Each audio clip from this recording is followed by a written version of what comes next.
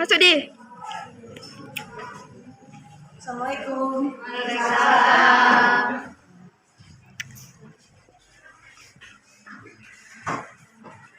Tarik jama. Berarti salam. Assalamualaikum warahmatullahi wabarakatuh.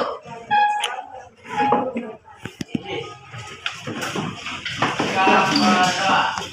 Doa mulai.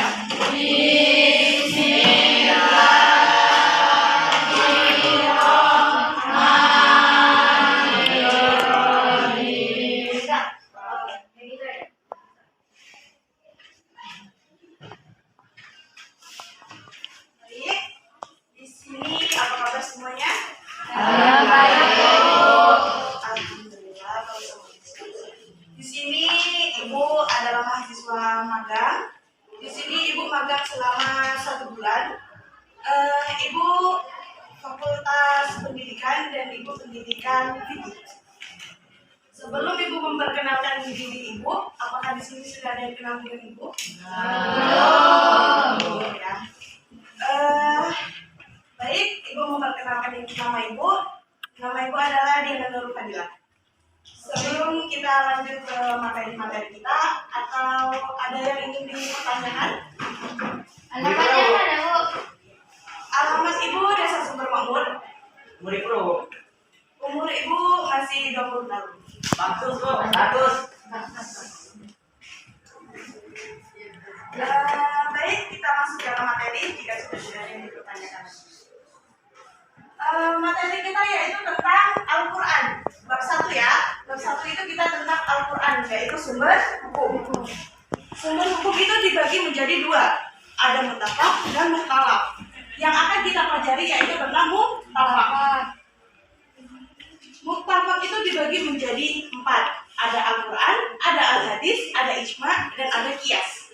Sebelum kita masuk semua ini, kita masuk dulu terlebih dahulu kepada Al-Quran.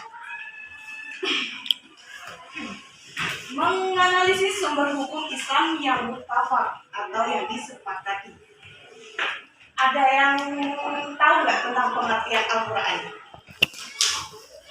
Pengertian Al-Quran itu dibagi menjadi 3 ya. Ada yang menurut bahasa, ada yang menurut istilah, dan ada yang menurut para ulama fikih. Ada yang mengerti? Ada yang tahu pengertian tentang Al-Quran? Nggak ada. Oke, di sini yaitu ada pengertian tentang Al-Quran menurut bahasa, yaitu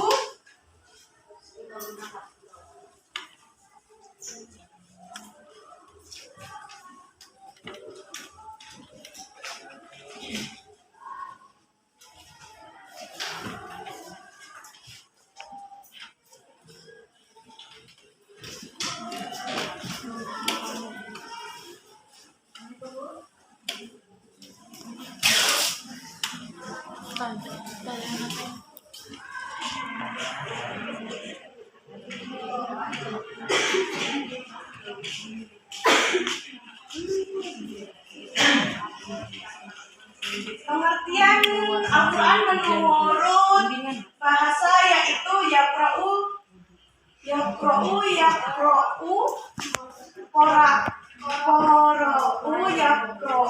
Qur'ana. Maaf ya, soalnya Ibu masih pertama kali mengajar di sini. Yang artinya bacaan atau yang dibaca. Itu menurut bahasa.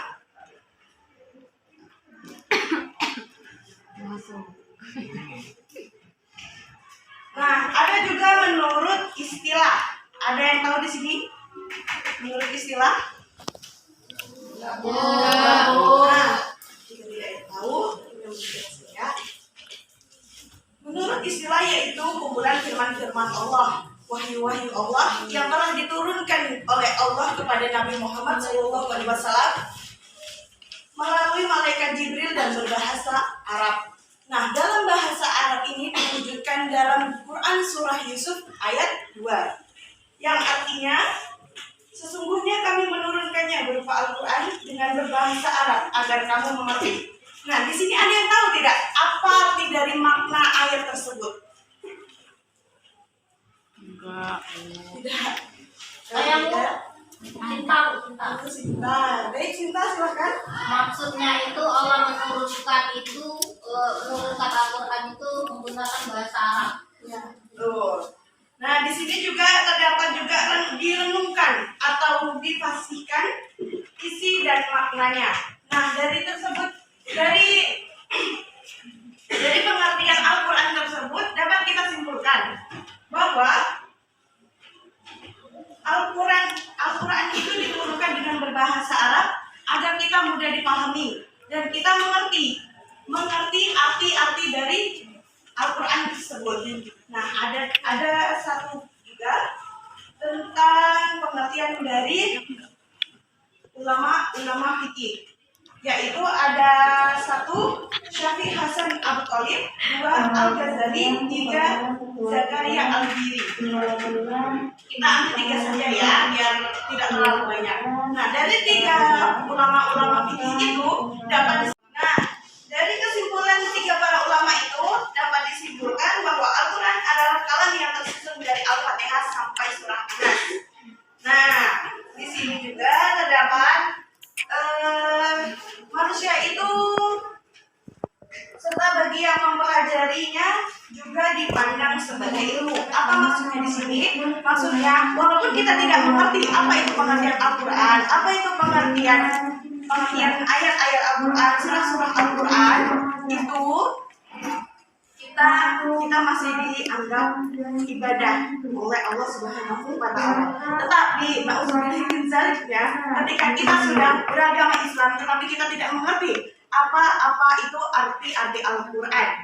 Nah, dari situ kita harus sedikit demi sedikit menghafalkan, mengerti makna-makna dari Al-Quran tersebut ya. Nah, ada peribahasanya juga, yaitu dikit demi sedikit lama-lama menjadi bukit. Nah, itulah dari pengertian dari Al-Quran. Nah, sebelum kita masuk ke pokok isi kandungan Al-Quran, apakah ada yang ingin ditanyakan? Tidak. Jika tidak, kita masuk ke dalam pokok isi kandungan Al-Quran. Pokok isi kandungan Al-Quran dibagi menjadi 5, yaitu 1 tauhid, 2 ibadah, 3 janji dan ancaman, 4 mencapai kebahagiaan dunia dan akhirat, 5 riwayat dan cerita.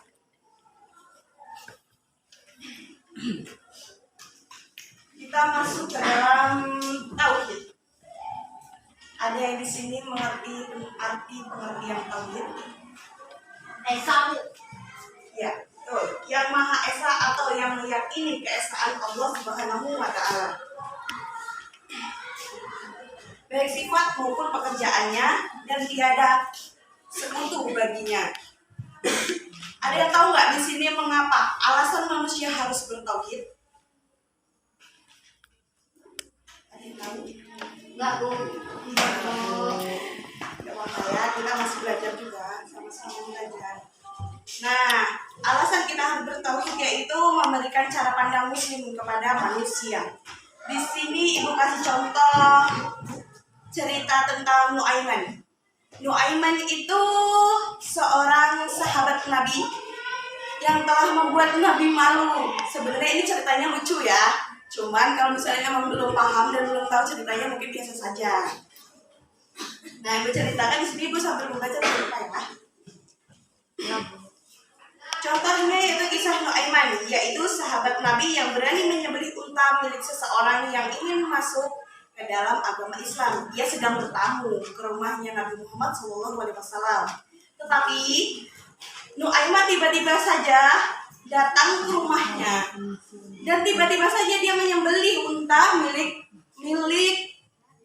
tamu Rasulullah itu. Nah, disitulah Nabi Muhammad SAW malu. Nah, tetapi tidak sampai di situ. Nabi Muhammad menggantikannya 2 kali lipat unta tersebut. Karena apa demikian?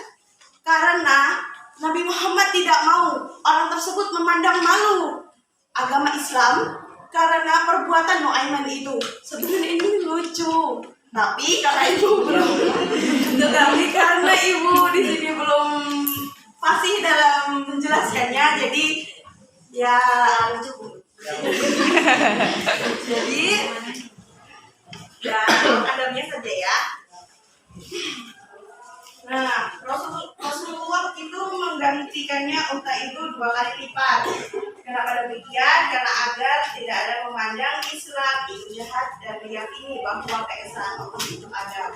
Allah tidak ingin membuat malu agama Islam dan Nabi Muhammad itu harus meyakini bahwa Allah itu Maha Esa dan Maha Adil.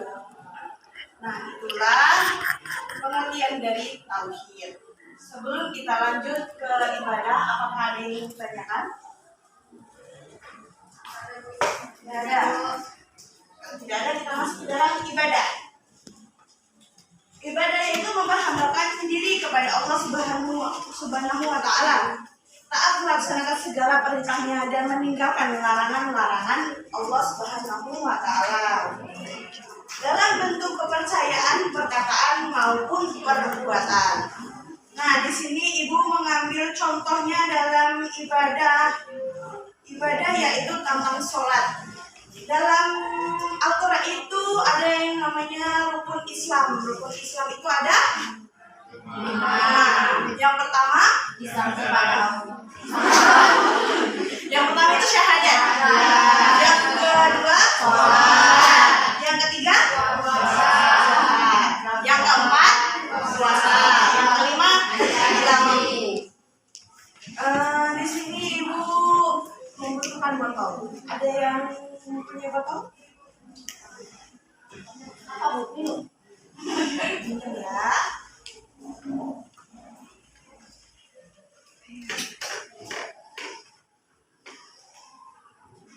Nah, ini ibaratkannya manusia ya. Ibaratnya ini orang. Kita yang beragama Muslim. Dan ini adalah rukun Islam. Jika kita menaati 5 ini, kita akan menjadi kokoh dan adalah manusia yang beragama Islam sempurna. Nah, di sini perumpamaannya.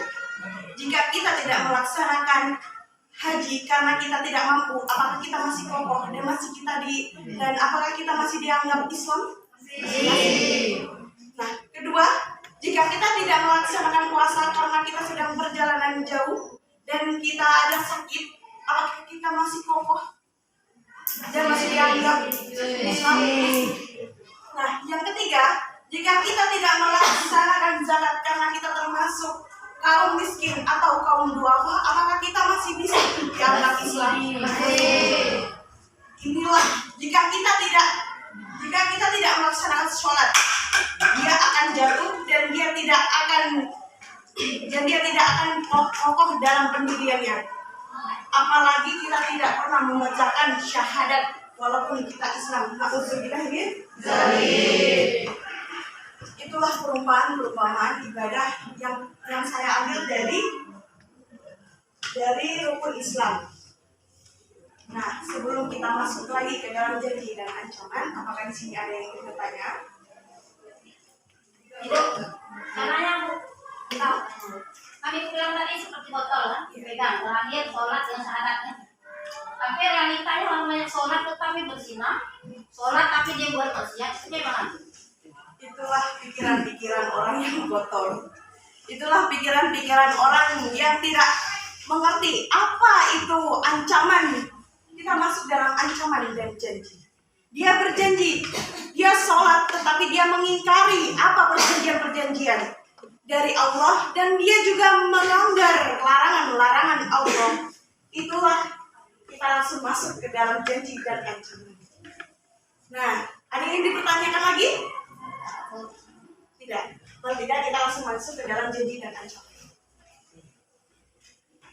Janji dan ancaman itu dibedakan menjadi 2 ya, sendiri-sendiri. Janji dan ancaman. Nanti baru kita simpulkan. Janji itu merupakan keharusan yang sangat kokoh, makanya ada pepatah yang mengatakan janji adalah hutang. Gimana cara kita membayarnya? Dengan berjanji itu kita harus berjanji dengan apa yang kita sampaikan, apa yang kita ceritakan, kita berjanji kepada dia, tetapi dia juga harus tidak membuka aib tersebut. Contohnya, saya bercerita kepada siapa?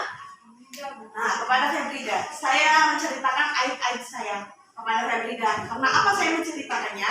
Karena saya sudah meyakini bahwa Febrida itu bisa menutup aib saya. Dan cara membayar hutangnya itu Febrida harus tutup mulut, tetapi tidak memakai uang ya. Ya, namanya nyogok. Nah, sudah, kita lanjut ke ancaman. Ancaman yaitu suatu perbuatan yang bertujuan untuk menebarkan rasa takut atau khawatir ke dalam jiwa orang lain. Nah, di sini kesimpulannya yaitu firman Allah yang sudah menjadi ketentuannya akan dilakukan terhadap manusia sebagai balasan amal yang baik dan yang buruk. Itulah kita harus berbuat janji, kita membuat amal baik. Jika kita mengingkarinya, kita akan mendapat ancaman. Lanjut, kita masuk ke dalam jalan mencapai kebahagiaan dunia dan akhirat. Tanya enggak apa? Ada yang nanya Bu, teman kami si siapa Rana? Mengenai janji tadi kan Ibu bilang kalau misalkan janji itu harus diinginkan. Contohnya tadi seperti Febrida. Rasanya kan ketika kita ketika kita membaik kita kepada orang lain, terus orang itu yang harus dituntut untuk menutup mulutnya. Padahal kan kita yang ngasih tahu ke dia. Padahal dia nggak ada meminta kita untuk bercerita. Ya, Ibu berarti. Kenapa orang tersebut yang kita ceritakan itu malah ibaratnya kita mendapat ancaman kan? Ya. Nah, karena apa? Allah tahu dan Allah tidak menyukai orang yang ingkar janji. Itu kenapa Allah memberikan janji dan ancaman kepada orang yang diceritakan dari kita. Gimana? Lanjut ke jalan kebahagiaan dunia dan akhirat ya. Dalam Al-Quran yaitu sebuah ganjaran karena selalu taat dan beriman kepada Allah. Dalam Quran surah Al-Qasas ayat 77 yang artinya, dan carilah pada apa yang telah dianugerahkan Allah kepadamu kebahagiaan negeri akhirat, dan janganlah kamu merupakan bahagiamu dari kenikmatan duniawi.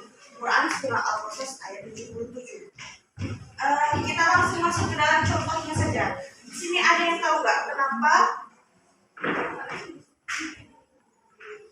contohnya agar kita mendapat kebahagiaan di dunia akhirat? Ada yang tahu? Saya Ya, boleh silakan. ini kan membahas tentang kesehat ya. Jadi yang Ibu maksudkan itu kan isi kandungan Al-Quran. Ya. Nah, isi kandungan Al-Quran satu poin itu dijelaskan bahwa diantaranya tentang kebahagiaan dunia akhirat. Nah, isi Al-Quran itu mengajarkan kita bagaimana kita mencapai kebahagiaan dunia dan akhirat. Itu dituntun bagaimana menyikapi kehidupan bersama manusia, bersama kehidupan terhadap manusia terhadap Allah. Nah, jadi pada hakikatnya Al-Quran itu mengandung bahasa, mengandung ajaran, mengandung tuntunan. Kalau mau bahagia dunia akhirat, ikuti apa yang terkandung di dalam Al-Quran. Oh, pasti bahagia dunia akhirat. Ya, itulah yang dimaksud dalam kebahagiaan dunia dan akhirat. Nah, di sini ada juga mengapa contohnya agar kita mendapat kebahagiaan dunia akhirat itu dengan cara apa? Agar kita mendapatkan kebahagiaan dunia dan akhirat. Nah, di sini ada tentang menerima ketetapan Allah agar kita bahagia dunia akhirat ya. Selalu bertilawah, husnuzon kepada Allah, memaafkan kesalahan orang lain. Itulah kita bisa menjalankan dan mencapai kebahagiaan dunia dan akhirat. Sebelum kita masuk ke dalam riwayat dan cerita yang terakhir, apakah ini ada yang bertanya?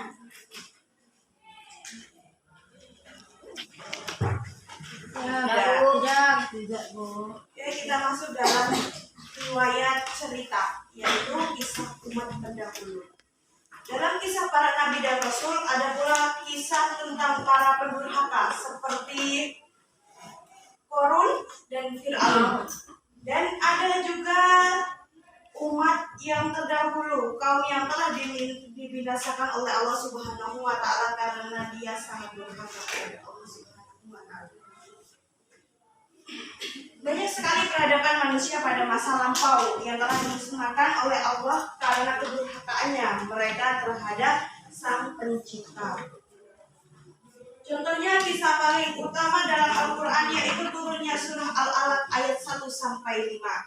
Itu adalah cerita pertama kali diturunkannya Al-Quran, yang mana Nabi Muhammad sedang bersemedi di dalam gua, dan ketika saja ada malaikat Jibril mendatanginya dan dia memberikan wahyu Allah yaitu surah Al-Alaq ayat pertama.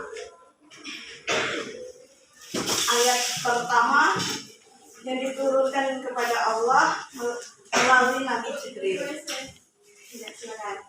Nah, itulah dan itulah pengertian tentang Al-Quran. Sebenarnya masih ada 2 lagi, cuma tadi kan bel, jadi waktunya sudah tidak cukup.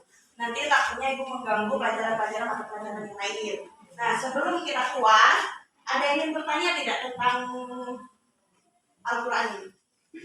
Bu, tanya, mengapa di dalam Al-Quran ditulis riwayat-riwayat umat-umat terdahulu? Alasannya kenapa, Bu? Karena dari situlah Nabi Muhammad SAW, Allah Subhanahu wa taala itu menurunkan Al-Quran. Karena jika tidak ada orang-orang terdahulu, umat-umat terdahulu, dari mana kita akan mengerti tentang Al-Quran? Rasulullah lah yang pertama kali diberikannya wahyu oleh Allah. Itulah ulama-ulama Nabi kita Rasulullah SAW yang pertama kali diberikan wahyu oleh Allah. 16. Ada yang bertanya lagi? Tidak, Bu. Kalau tidak ada, kita tutup bab ini. Kita lanjut.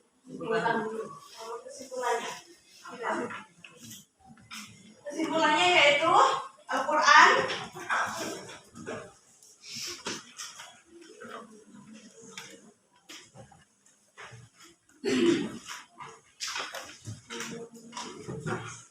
sebentar ya.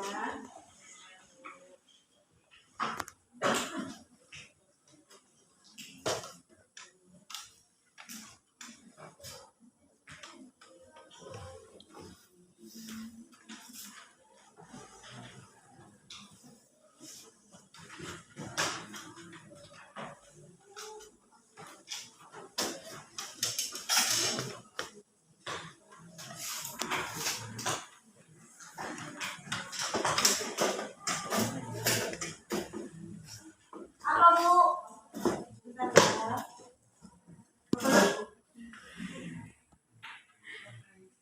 Yang kedua setiapnya.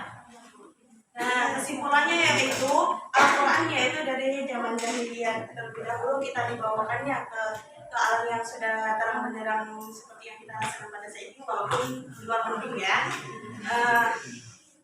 Kita juga diberikan, kita mengerti tentang Al-Quran bahwa Al-Quran itu adalah kehidupan yang mana akan kita benar-benar jalani dan kita akan rasakan pada saat ini, masa depan dan masa depan. Nah, itulah kesimpulan-kesimpulan dari Al-Quran. Sebelumnya ada yang ingin ditanyakan lagi? Tidak, Bu. Tidak, Bu. Sudah tidak ada. Saya tutup ya. Assalamualaikum warahmatullahi wabarakatuh. Waalaikumsalam warahmatullahi wabarakatuh. Said Jama. Rade Salam.